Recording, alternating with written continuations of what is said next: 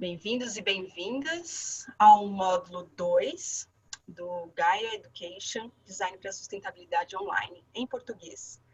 Hoje a gente está aqui para compartilhar um pouco mais sobre os sistemas de água. E eu já vou começar compartilhando a minha tela com vocês. Um segundo.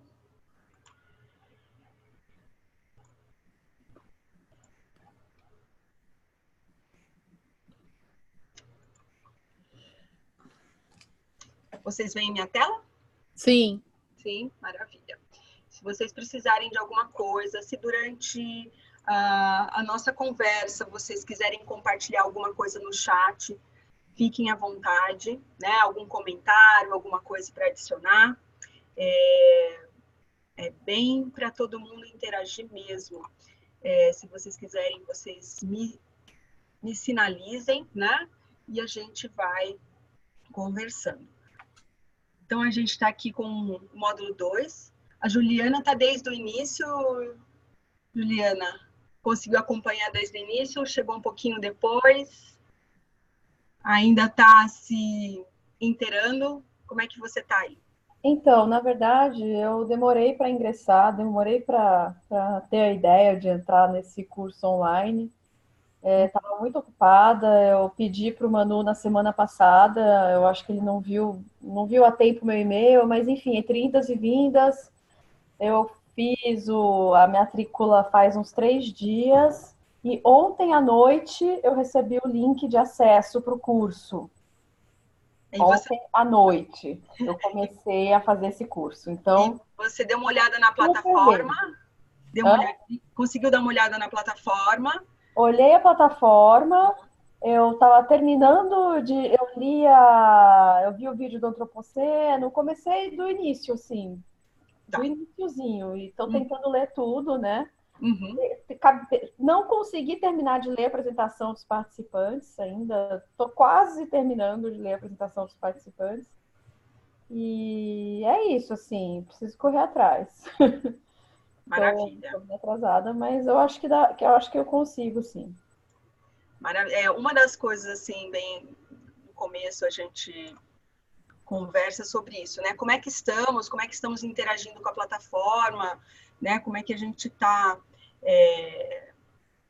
assim, se situando, né? Se tudo isso está tudo bem. Então, se você sentir que precisa de alguma ajuda, você vai sinalizando, tá bom? Carla, você também está situada? Eu estou chegando agora, estava fora, né? E, assim, em relação à plataforma, acho que eu não vou ter tanta dificuldade, porque eu fiz o econômico, né? Então, eu acabei de fazer. Então, já conheço um pouquinho a plataforma, assim. Agora, eu tenho que atualizar a leitura, né? E fazer também os questionários, né? O 1 e o 2, né? Isso, sempre um questionário e uma reflexão. Então, basicamente, uma coisa que é importante é quando vocês conseguem entregar as atividades no tempo que a gente pede, né, no último dia de cada módulo, vocês têm direito a um feedback. E quando passa do prazo, a única coisa que acontece é que vocês não têm esse feedback. Mas a entrega conta para a certificação. Então, fiquem tranquilas, né, que tem esse pequeno detalhe, mas tudo que vocês estão entregando, mesmo que depois do prazo, está computando para o certificado. Tá ok? Então, isso às vezes as pessoas têm dúvida o que acontece quando entrega ou não entrega, e é esse o detalhe. Tá? Então, e é bom isso, ir seguindo na ordem, né, dos conteúdos. Então, realmente desdobrem o primeiro módulo, o segundo, e depois entrem no terceiro. Isso acho que é importante para organizar o fluxo de aprendizagem de vocês. Tá bom? Uhum. Mais alguma dúvida? Esse é o módulo 2 que você está iniciando? Não, esse aqui é um extra, né? A gente ontem terminou o módulo 2, mas eu gostaria de compartilhar alguns elementos extras desse módulo 2, que é legal vocês terem esse tipo de informação. E assim, o que vocês entregaram já para quem terminou o módulo 2 basicamente, o conteúdo da plataforma e o conteúdo das atividades obrigatórias são casados. E quando venho para o encontro online, eu sempre busco trazer alguma coisa a mais, adicionar, ou trazer alguma coisa da realidade brasileira.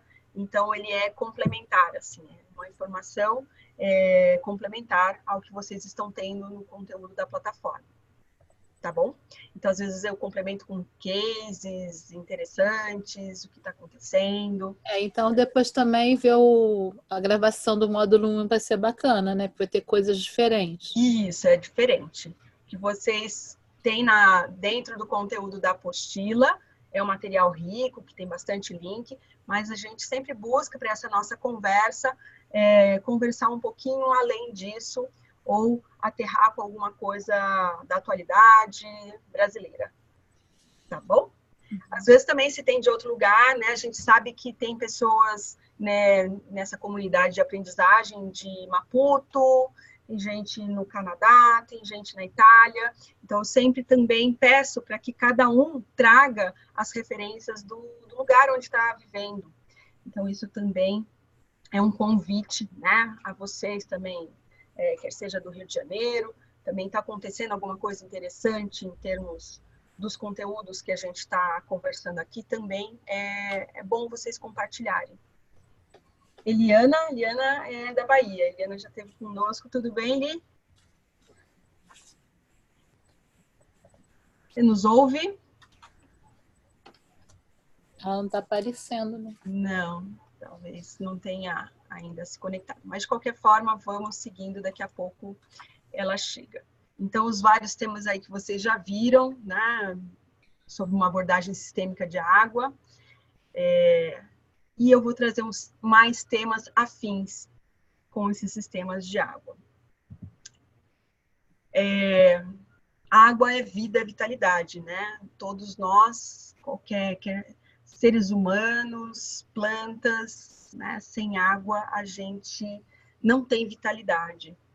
E os ecossistemas também. Mas trazendo mais para próximo, assim, mais perto de nós, eu gostaria de ouvir, eu até falei aqui no começo, que eu estou aqui bem entre o Rio Pinheiros e Tietê, mas eu queria saber qual é o rio de vocês. O que tem pertinho aí da casa de vocês? Ou um rio que seja marcante na vida de vocês? O rio que tem aqui perto da minha casa é o Rio Carioca, que é subterrâneo e acho que já virou uma cloaca, né? Agora tem algumas águas, porque ela passava aqui no Arco da Lapa, que é bem perto, que tinha, né, um arqueduto, né? Passava aqui por Santa Teresa e abastecia a cidade na época, no início do século, né? E hoje em dia, assim, esse rio já quase não é visível, né? Ele é subterrâneo. Na verdade, ele é até visível na nascente, que é aqui perto da minha casa, no sentido, acho que se eu caminhar aqui uns 7 quilômetros, assim, que às vezes eu faço isso na floresta, eu vou encontrar a nascente dele no início, mas depois ele já entra para dentro de uma canalização, né? Eu já tomei banho lá na nascente dele. Olha, que especial. E você, Ju? Eu moro no bairro da Barra Funda, que é a várzea do Rio Tietê, aqui em São Paulo. Mas não é um rio que marca, com quem eu tenho algum relacionamento pessoal, né? O rio que marca a minha vida é o Rio São Francisco, que é onde é a cidade dos meus pais. Eu acho que a Eliana tá no chat errado. Deixa eu ver aqui.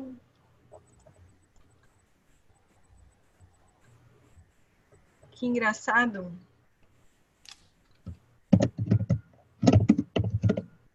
Só estamos em mulheres.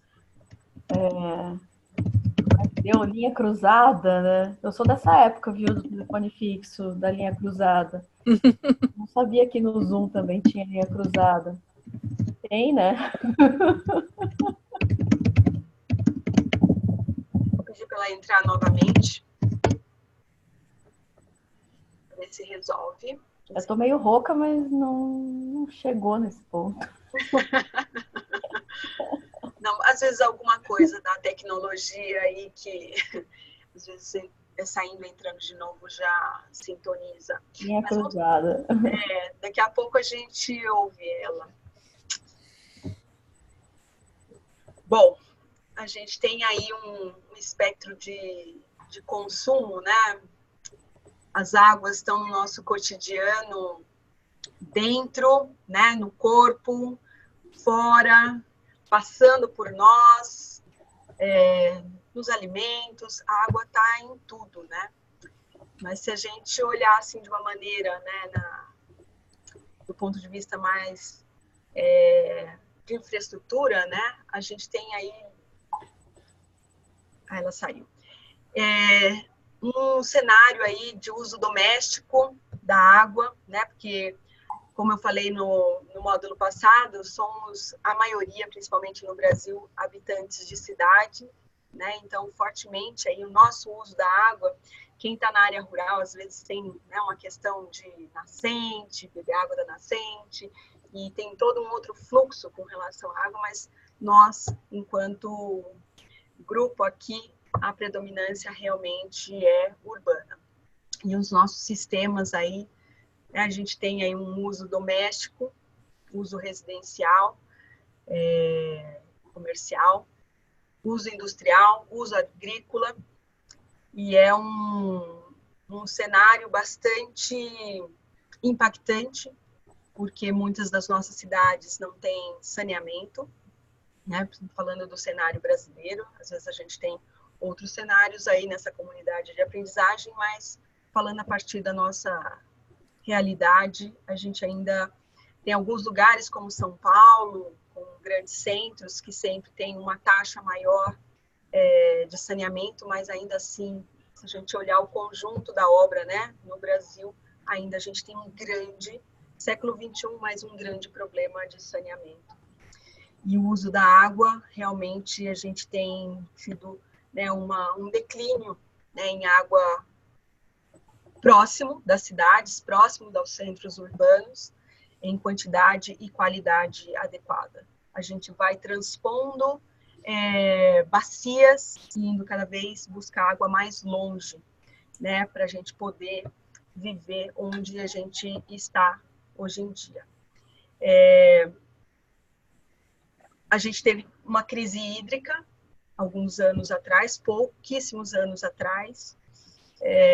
Houve um despertar, soluções que não eram possíveis antes passaram a entrar mais fortemente na nossa realidade, mas ainda assim, quando a gente sai daquele efeito mais agudo da crise, a gente também sente que tem uma redução desse diálogo e de soluções sendo incorporadas, novas soluções poderem ser incorporadas mais fortemente na nossa realidade, né? Não quer dizer que a gente está numa condição adequada, favorável, mas a gente não está naquele ponto crítico que a gente estava. Então, a gente sente, né, que os diálogos ficam mais...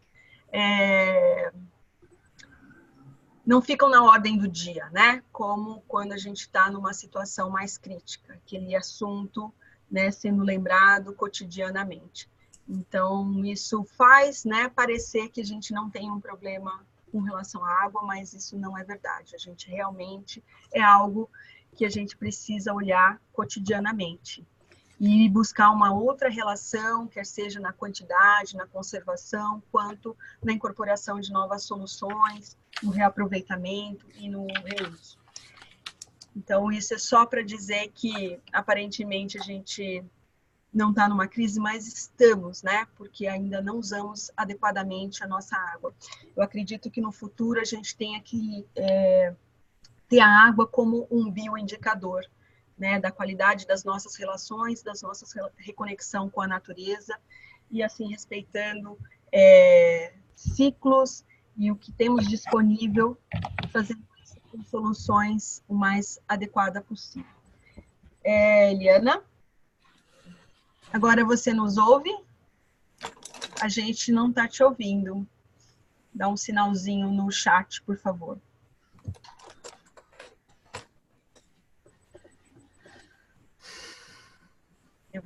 aqui do lado. Então, vem na minha tela, né? Essa bela imagem, trazendo toda uma ilustração, como se fosse uma biorregião, uma região cultural, né? E também com o seu ecossistema. Hoje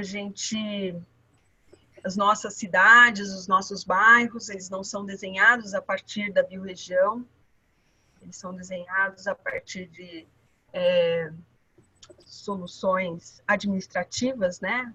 Vamos ter ali aquela rua, e seria muito melhor que a gente tivesse um desenho a partir da nossa biorregião. Agora ela está ouvindo bem, maravilha. Obrigada pelo retorno. Mas você não está podendo falar, Eliana? Alô? Ah, você está. Tá ouvindo? Sim, estamos ouvindo. A gente estava conversando inicialmente sobre o rio que você está conectada. E a gente gostaria de te ouvir. Todo mundo aqui já compartilhou o seu rio.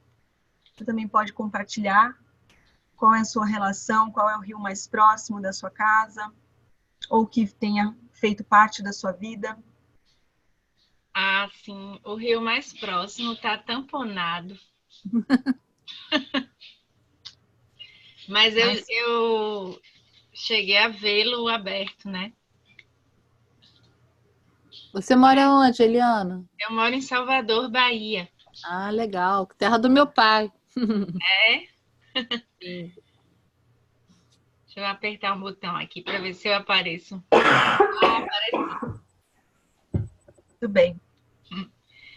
Então, o rio, ele, desde que eu conheci, ele já era um esgoto, praticamente. Aí, o prefeito fez o favor de tamponar, fazer um parque linear em cima e fazer maior propaganda. Achando que estava fazendo o melhor bem, né? Maior bem. Isso faz tempo? Chove muito, a avenida alaga toda, né? Faz quanto tempo isso, Eliana? Deve fazer uns 8 anos. Ai, bem recente. Bem recente. Isso significa ainda que os nossos gestores públicos estão com soluções já do século passado, né? Não nos servem mais. Nunca serviram, né? Mas cada vez menos eles nos servem. É verdade. Aí, recentemente, ele quis fazer a mesma solução num outro rio, mais afastado, na orla de Salvador. E teve uma maior manifestação dos ambientalistas, não só dos moradores do bairro, mas da cidade inteira. Que bom. Eles acabaram não tamponando, mas eles fizeram aquela intervenção lateral, né, de colocar concreto, placas de concreto. Fez a calha. Refez o canal, né? Canal, Mas ainda assim, isso tem tudo a ver com o que eu ia comentar agora, que a gente ainda tem essa era, né, de drenagem, né? Que é empurrar a água para mais rápido, o mais longe, né? E o que a gente precisa fazer é passar para a era da retenção. Como a gente cria múltiplas soluções para infiltrar, para reter a água, né, para que ela realmente passe dentro de um sistema, né, quer seja nosso dentro de casa ou dentro da cidade, com uma outra velocidade, que tenha a velocidade para incorporar novamente, fazer a recarga das nossas águas subterrâneas. Então, de uma era da drenagem para uma era da retenção. E quais soluções nos ajudam nesse sentido?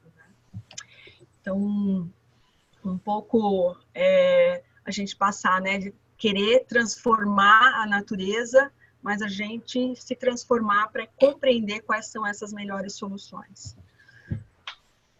Um pouco... E retenção significaria o quê, assim? Eu vou desdobrar essas soluções na nossa conversa aqui ao longo, e a gente vai olhar um pouco diferentes soluções que a gente pode utilizar. Pode ser? A gente demonstra na sequência? Então, tá bom. só mudar o lugar dessa.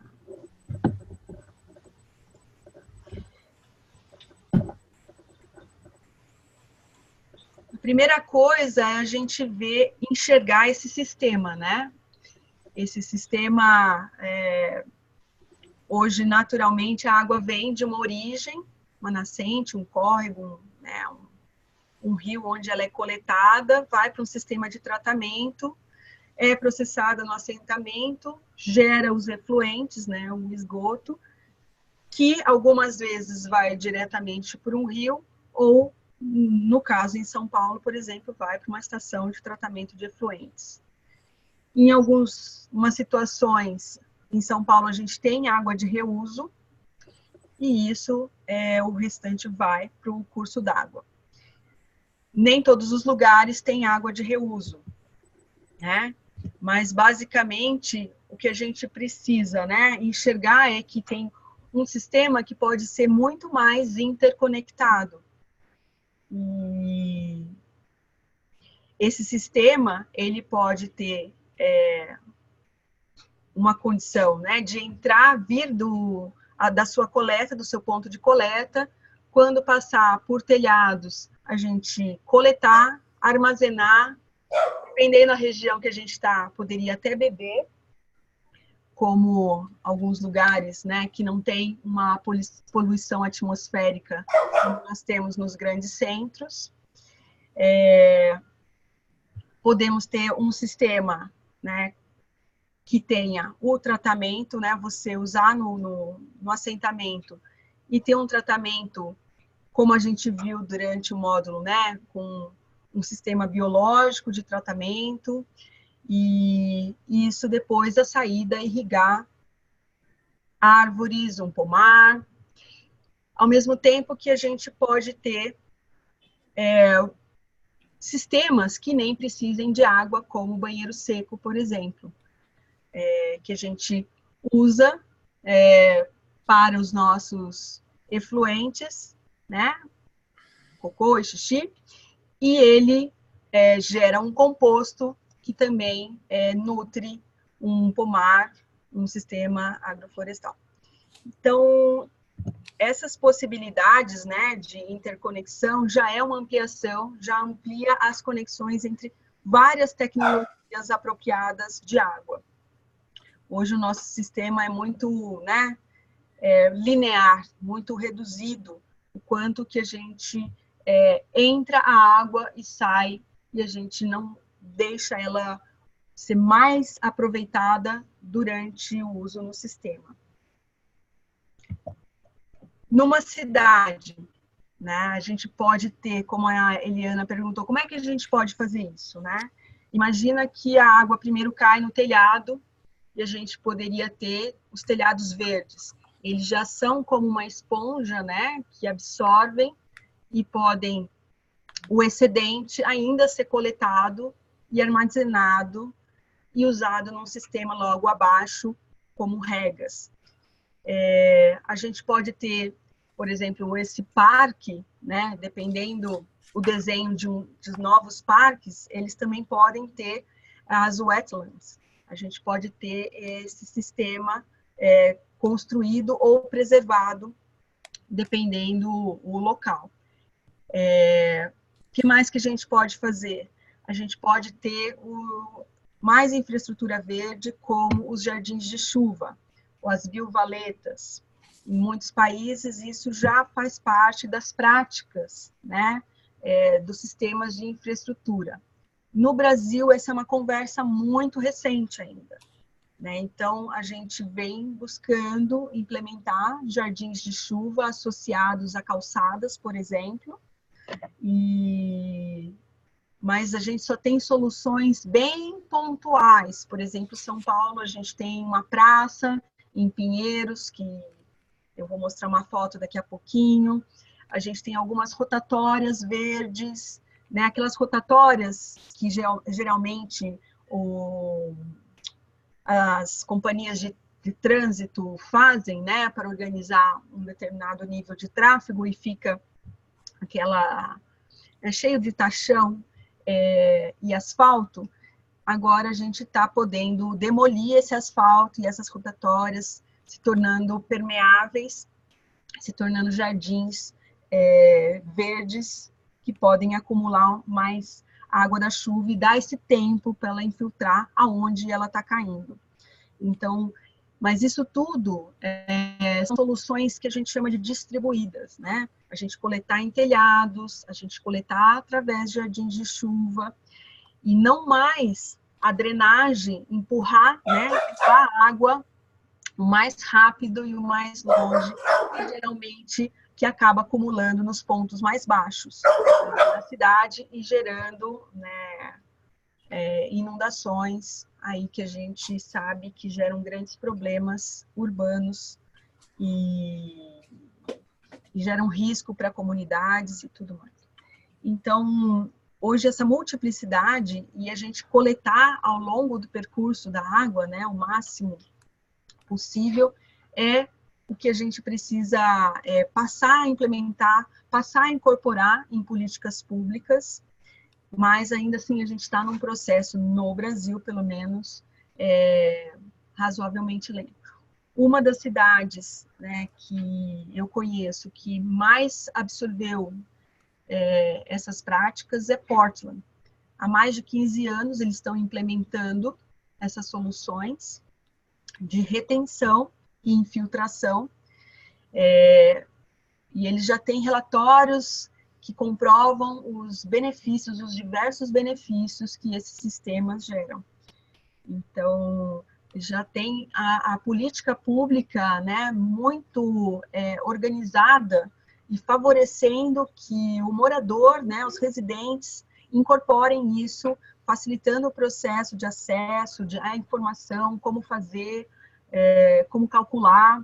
Então, isso quando a gente entra nos sites da prefeitura, né, como se fosse a secretaria que cuida de infraestrutura e drenagem, já tem os parâmetros, né? Eu quero fazer um telhado, eu quero fazer uma coleta, então ele já tem algo que favoreça.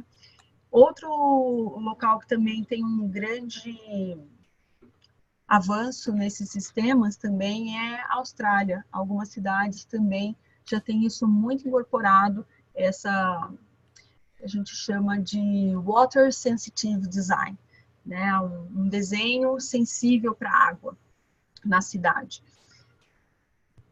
A gente, né, aqui um pouco mais de soluções. Às vezes os canais, né, às vezes só de estar fazendo um rebaixo com um material granular que acomoda, né, essa quantidade, principalmente das primeiras chuvas, né, que a intensidade das primeiras chuvas muda completamente o sistema. Então, às vezes, jardins de chuva, às vezes canais, acumulando essa água ao longo de uma via, são muito úteis para que essa água não vá mais tão rápido para os pontos mais baixos. Outra coisa também, os pavimentos permeáveis. Antigamente, a gente tinha os paralelepípedos, principalmente cidades mineiras, cidades paulistanas, tinha muito paralelepípedo. Hoje a gente quase não vê mais, né? Muitas dessas ruas que tinham paralelepípedo foram asfaltadas até para dar maior velocidade e não se faz mais vias com paralelepípedo. Às vezes a gente usa os bloquinhos de concreto, né? Que também tem um nível de permeabilidade, mas ainda é baixa. É melhor do que um cimentado, do que um concreto, mas ainda é baixa. Os pavimentos permeáveis mesmo, tem pavimentos que permitem até 100% de infiltração. Então, todas essas soluções, né, múltiplas, no telhado, no armazenamento, o pavimento, a conformação das drenagens, que não levem mais a água rápido, mas que permita essa infiltração, ainda tem um outro benefício, que é quando eu permito, né, que essa água que lava o sistema viário, que tem cheio de partículas de fuligem, né, e tudo mais, também faz uma filtragem e a gente tem uma melhoria da qualidade da água. Então, são muitos benefícios. Um jardim de chuva também, dependendo do tipo de espécies que ela usa, essas plantas também têm uma condição de também fazer um sequestro dessa poluição que vem nessa água do sistema viário. Aqui uma imagem, todas elas de São Paulo. Aqui no alto uma rotatória verde, que até aqui em Pinheiros, viu, Ju? Dá para visitar. É Alto de Pinheiros. Essa imagem à esquerda e abaixo, no dia da implantação do Jardim de Chuva, numa praça em Pinheiros, bem ali perto da igreja, esqueci o nome da igreja, mas é uma praça toda com jardins de chuva, e já tem mais de um ano, quase 2 anos que foi implantado, está funcionando super bem, e ela foi planejada pelo Gui Castanha, pelo Pitch Web, e executada o plantio das espécies por voluntários. Todos nós colocamos um pouquinho a mão na massa. Sim, teve aprovação e teve acompanhamento da prefeitura, mas o recurso foi privado, não foi da prefeitura. Então, também quando tem uma facilidade, quando não entra recursos públicos, né? Enquanto eles não têm verbas alocadas para esse tipo de novas soluções. E essa imagem aqui, à direita, é um jardim planejado pela comunidade, em parceria também com a Subprefeitura de Pinheiros, que é a mais avançada nessas soluções em São Paulo. O projeto foi do Incriatório, que é o ULI, que é um outro profissional que também se dedica muito a jardins de chuva, e foi executada junto com a comunidade e é mantida pela comunidade cotidianamente. Então, são soluções aí que estão despontando, abrem, né, uma grande discussão para a política pública, e outros locais também estão nascendo aí. O Gaia desse ano, uma das vilas do presencial aqui em São Paulo, está fazendo aí logo na próxima semana uma ação no Grajaú. Está acompanhando, né, Ju? Que o pessoal vai estar executando lá.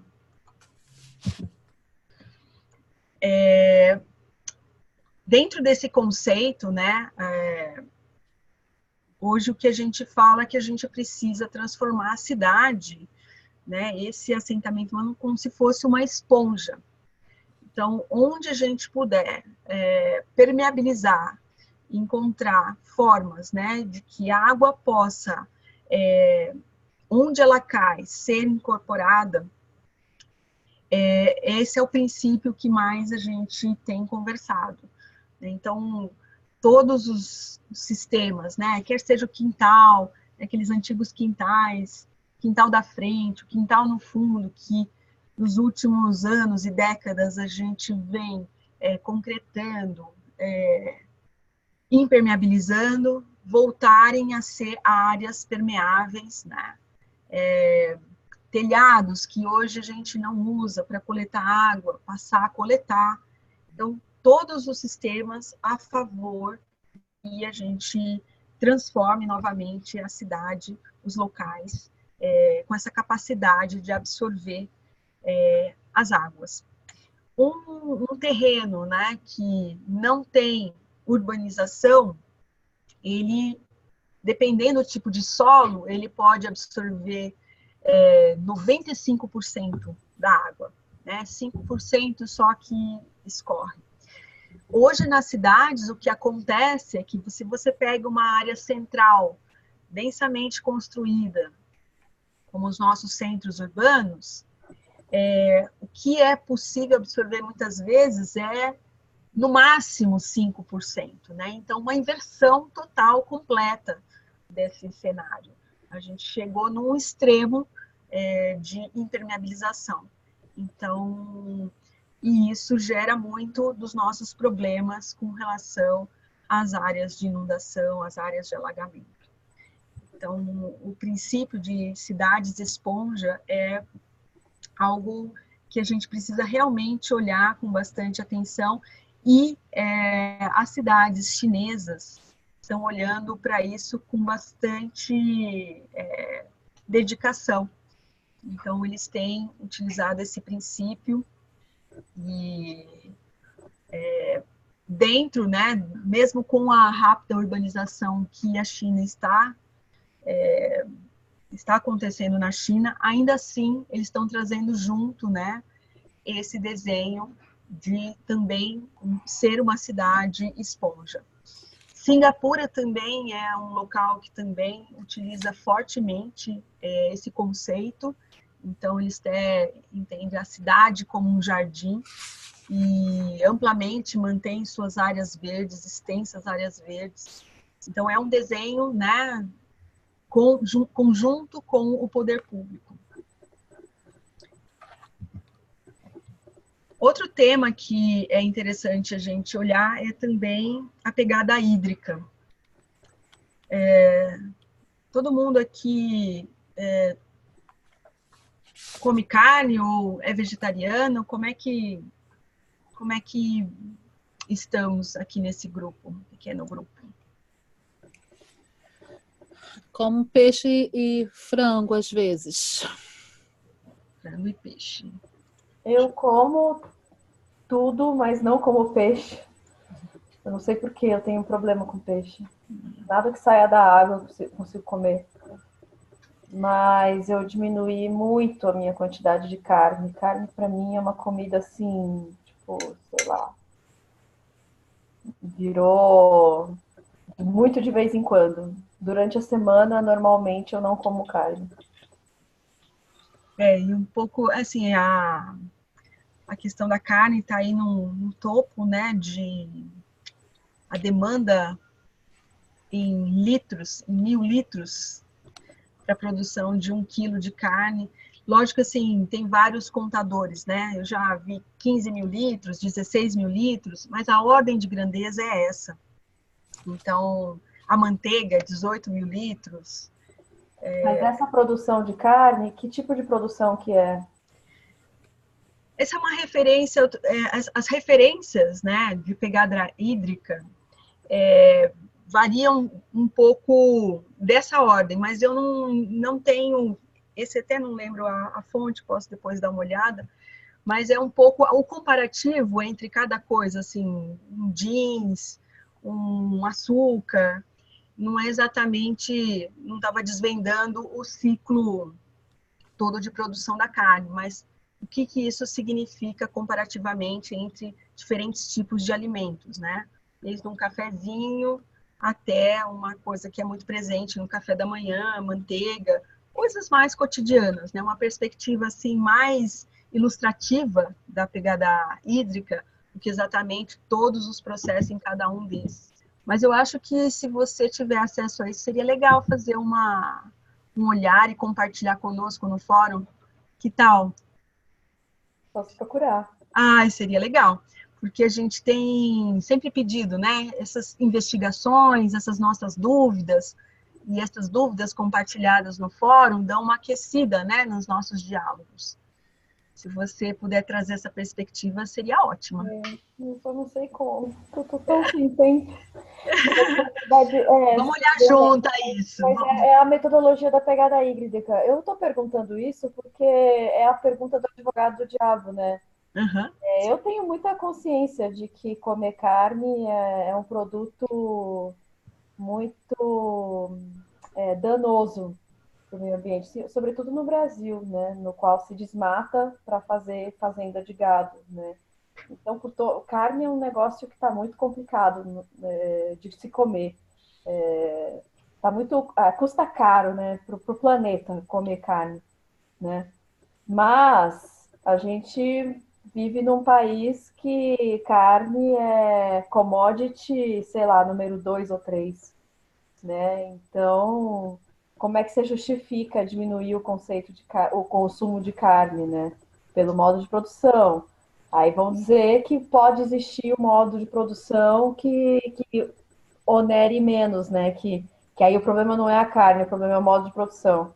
Eu acho difícil existir um modo de produção que reduza e tanto assim a pegada hídrica. Acho muito difícil, mas é bom saber discutir sobre isso, né? Essa é a minha preocupação, assim, é saber argumentar, entendeu? Geralmente, a pegada hídrica é a somatória de todo o processo. Geralmente, esse processo exatamente, essa informação, eu posso resgatar, mas geralmente é a somatória de todo o processo. Mas o que é mais importante desse diálogo é a gente estar desperto, né? A gente não estar na ingenuidade, né?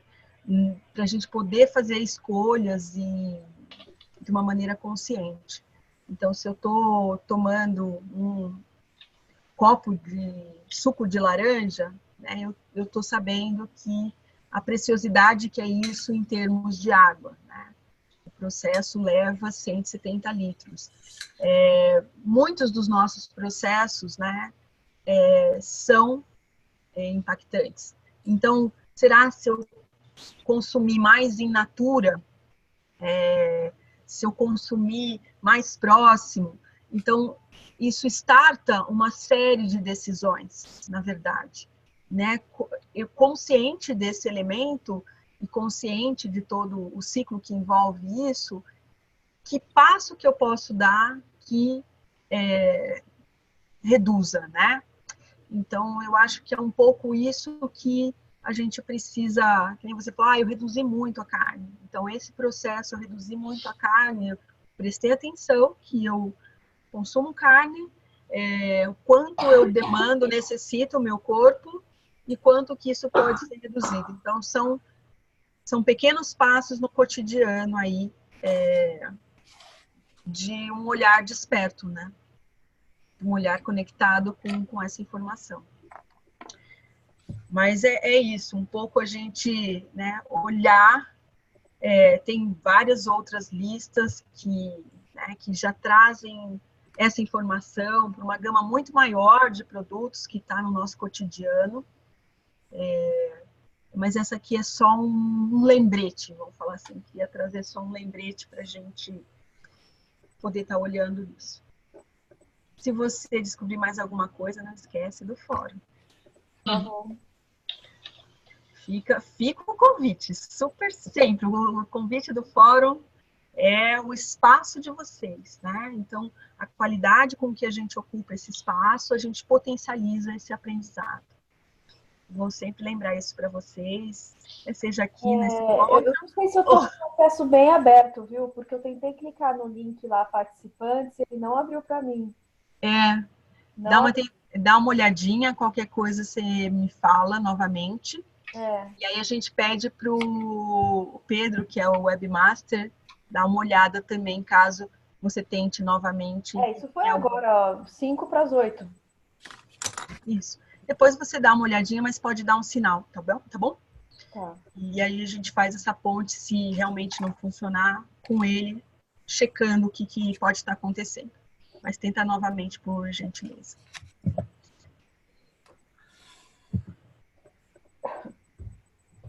E é isso, né? Um olhar, estava falando do olhar atento, né?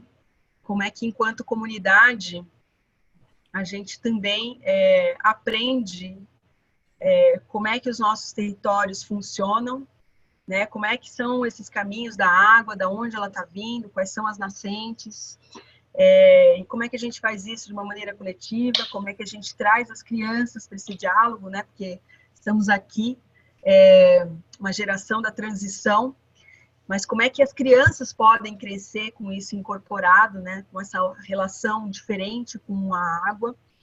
E tem comunidades, essa imagem aqui da esquerda, a Vilas Beija, aqui em Pinheiros, que tem enfrentado de frente isso, cuidando. Esse é o Córrego das Corujas, na Praça das Corujas, onde eles fazem a coleta mensal para analisar a qualidade da água. Então, a água está sendo monitorada pela comunidade mensalmente. É uma coleta, é uma análise muito profunda? Não. É um kit, né, que o SOS Mata Atlântica oferece dentro do programa Observando os Rios, mas ele traz os principais indicadores para se perceber como que está a qualidade da água, como que ela está evoluindo mensalmente, né? Então, e que é fácil, é bem ilustrado, então vai coletando os principais parâmetros e ele já vai dando resultado e tem uma ficha que se anota cada um dos resultados e isso vai para uma plataforma, então fica disponível. Diferentes rios na cidade de São Paulo estão sendo monitorados a partir desse programa. Então,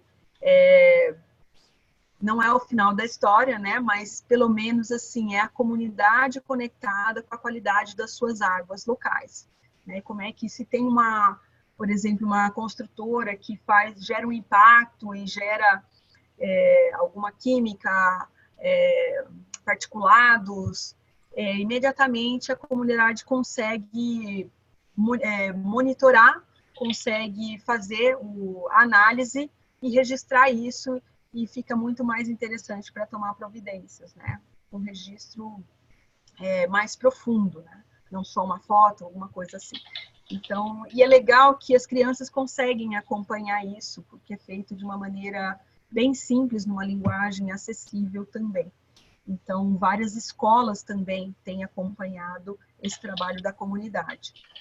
Então, quem quiser conhecer, semana que vem, provavelmente na Jornada do Patrimônio, vão estar fazendo esse trabalho ao longo do córrego aí. Para quem está em São Paulo, é uma dica.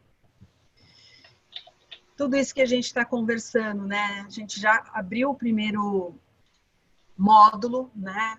Falando da importância da Agenda 2030 e dos Objetivos do Desenvolvimento Sustentável. E nessa relação com a água, né? A gente tangencia,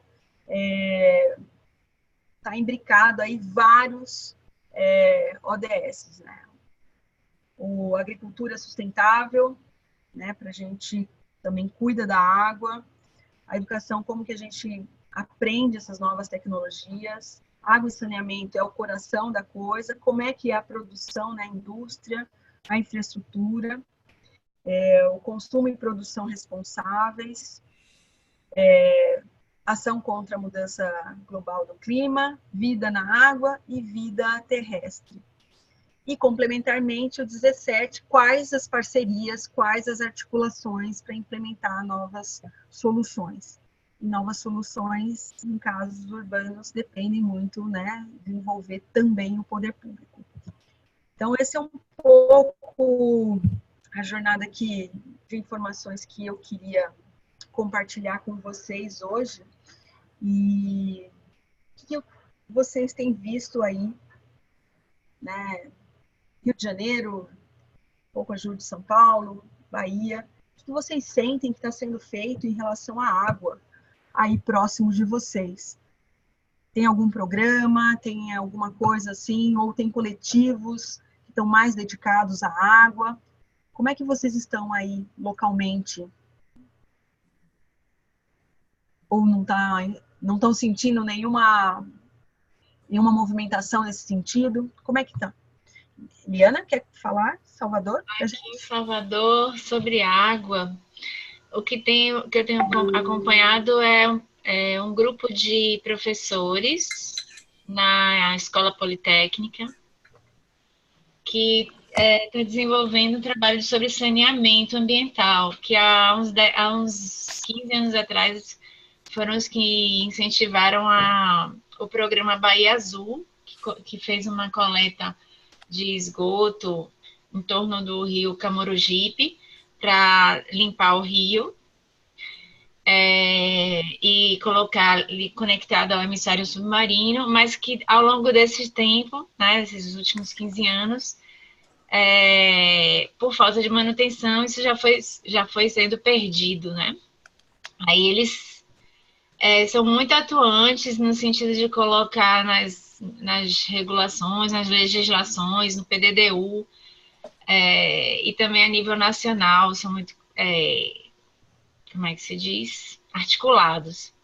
E eu estou fazendo parte de um grupo de pesquisa, Quali Salvador, que é Qualidade Ambiental Urbana, e eles fazem parte desse grupo. Então, é assim, é dividido entre o grupo de clima, o grupo de saneamento, o grupo de saúde, e aí está sendo desenvolvido o índice de qualidade ambiental urbana. Aí eu faço parte do grupo de clima dentro da Faculdade de Arquitetura.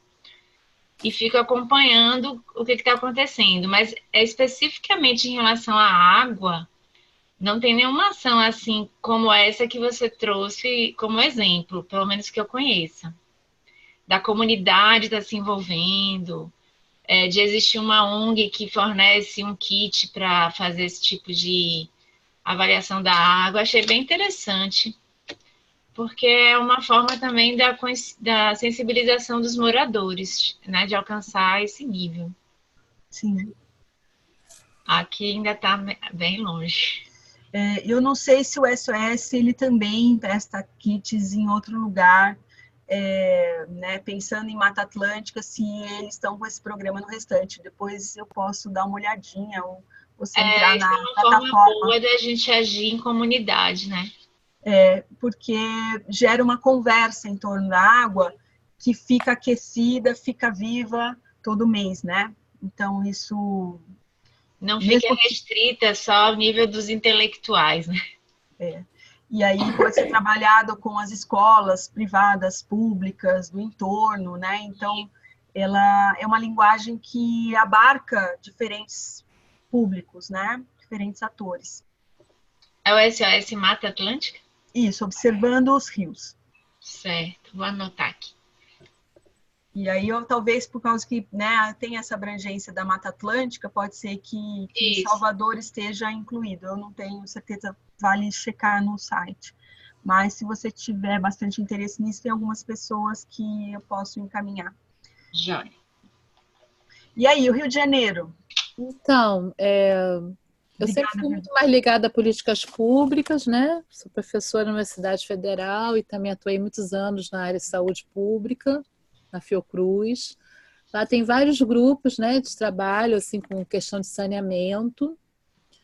Nesse momento, acho que o que eu posso mais dizer é que na minha participação na Comissão Estadual de Direitos Indígenas aqui no Rio de Janeiro, a gente tem ido a algumas aldeias, né, principalmente a questão dos aldeados, né, porque você tem vários grupos também não aldeados, né, na cidade. E tem tido uma preocupação na comissão, no grupo de saúde, um pouco identificar essa questão do saneamento da água. A gente tem percebido muitas dificuldades, assim, em termos até da questão dos banheiros construídos nas aldeias. E é um trabalho aí longo a ser feito. O Pelon, que está nesse curso também, agora, acho que ele não consegue ainda participar do encontro online, né? Ele é desse mesmo grupo que eu estou trabalhando, acho que a gente vai poder conversar com vocês sobre isso com mais detalhe, porque a gente vai ter, nos próximos dias, alguns encontros em aldeia. Então, uma da nossa frente de trabalho é um pouco ver essa questão do saneamento.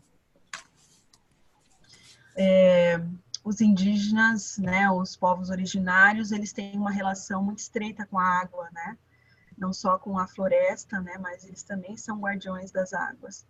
Então, aqui em São Paulo tem o Adriano Sampaio, que tem feito um trabalho, né, nas aldeias do Jaraguá para a recuperação da qualidade das águas nos rios próximos da aldeia, por causa dessa relação muito estreita, né, desses povos com a água, né, na sua forma mais natural, dentro do cotidiano deles.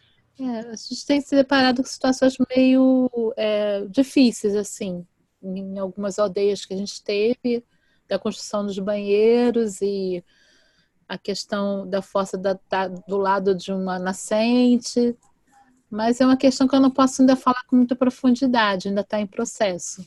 Uhum. Vai compartilhando aí com a gente também. Obrigada, Carla. E você, Ju, sua relação aí nesse percurso paulistano?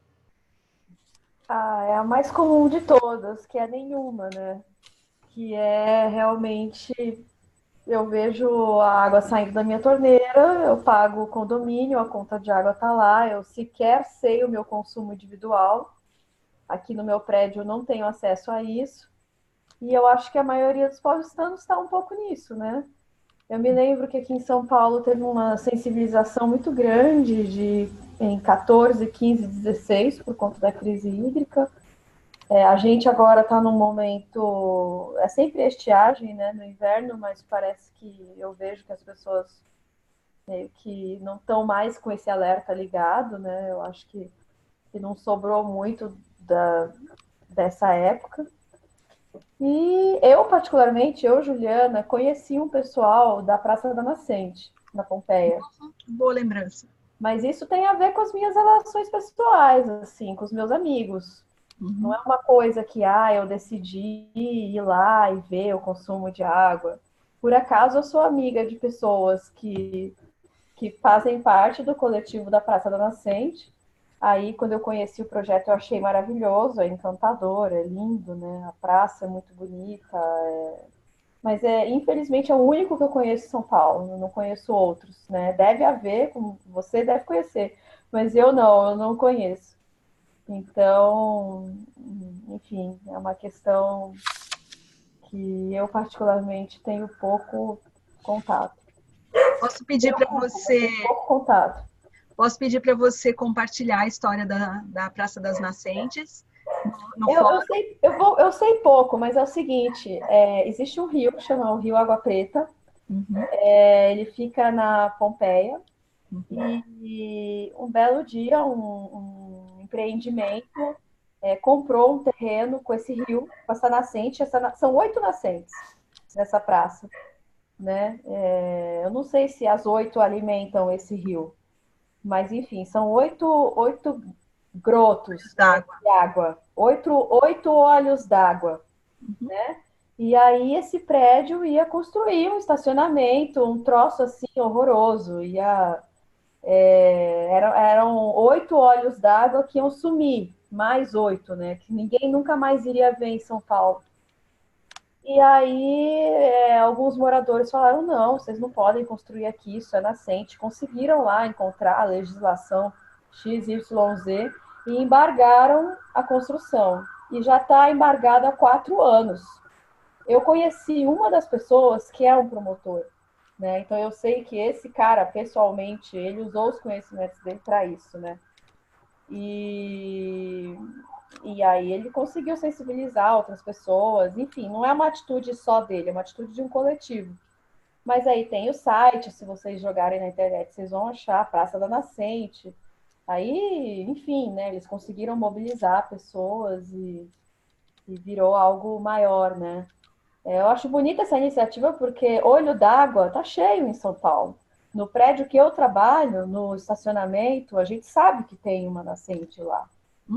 Todo o bairro de Pinheiros é um bairro de alagamento, né?